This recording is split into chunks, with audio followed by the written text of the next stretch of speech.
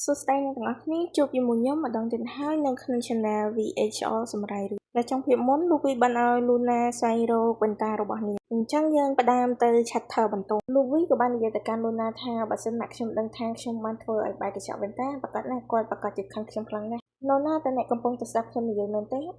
លោកវីខ្ញុំនៅទីនេះ Luna បានឆ្លើយតបទៅកាន់លោកវីទាំងដែលលោកវីបែរមុខទៅខាងជញ្ជាំងខាងទៀត Luna ក៏បានឆ្លើយតបទៅវិញថាដូច្នេះតើអ្នកចង់ឲ្យខ្ញុំជួសជុលបន្តារបស់អ្នកតើមែនទេលោកវីក៏បានឆ្លើយតបទៅវិញថាពិតមែនហើយ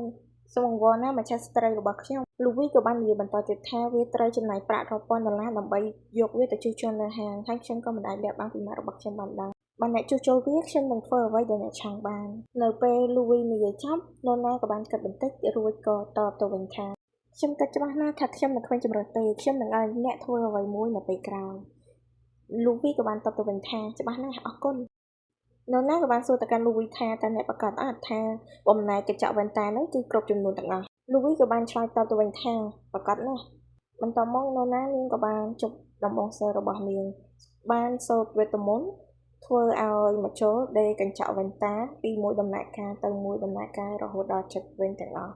Luna ក៏បាននិយាយថាវារួចរាល់ហើយអ្នកចាប់ពាក់វាទៅ Luna បានសួរទៅកាន់លោកវីថាតើវាពិតជាមិនអីក៏មែនទេលោកវីក៏បានឆ្លើយតបទៅវិញថាវាពិតជាល្អខ្លាំងលោកវីបាននិយាយបន្តទៀតថាខ្ញុំមិនដែលធុញទ្រាន់នឹងការមើលវាទេ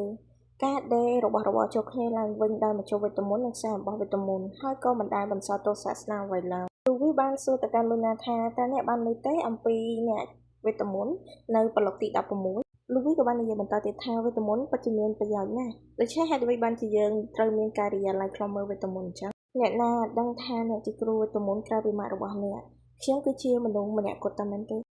ហើយពីពេលនោះមកអ្នកបានសង្គ្រោះជីវិតខ្ញុំជាច្រើនដងមកហើយបើសិនបើអ្នកកំពុងតែជួបបញ្ហាអ្នកគាត់តែប្រាប់ខ្ញុំផងកាត់ត្រឡប់ទៅកាន់អតីតកាលវិញខ្លួនស្រីម្នាក់បានស្រែកទៅកាន់លោកវីថាលោកវីវាពិតជា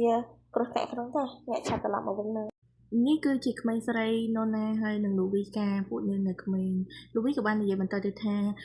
គុំបារម្ភអី Nona បានតបទៅកាន់លោកវីថាប៉ុន្តែលោកវីបានតបទៅ Nona វិញថានេះគឺជាមួកដែលអ្នកចូលចិត្តបំផុតតែមែនទេបើសិនជាអ្នកទៅរកនរណាម្នាក់សត្វស្លាប់អាចនឹងយកវាទៅជាមួយលោកវីក៏បាននិយាយបន្តទៀតថាយកវាបានហើយ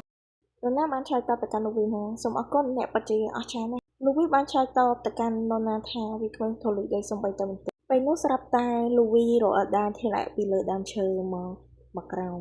លោកវីគិតថាខ្លួនធ្លាក់ស្លាប់បាត់ទៅហើយប៉ុន្តែស្រាប់តែមានខ្សែមួយចងជាប់នឹងកជើងរបស់នាងខ្សែដែលចងជាប់នឹងកជើងរបស់លោកវីគឺជាវេទមន្តរបស់ Luna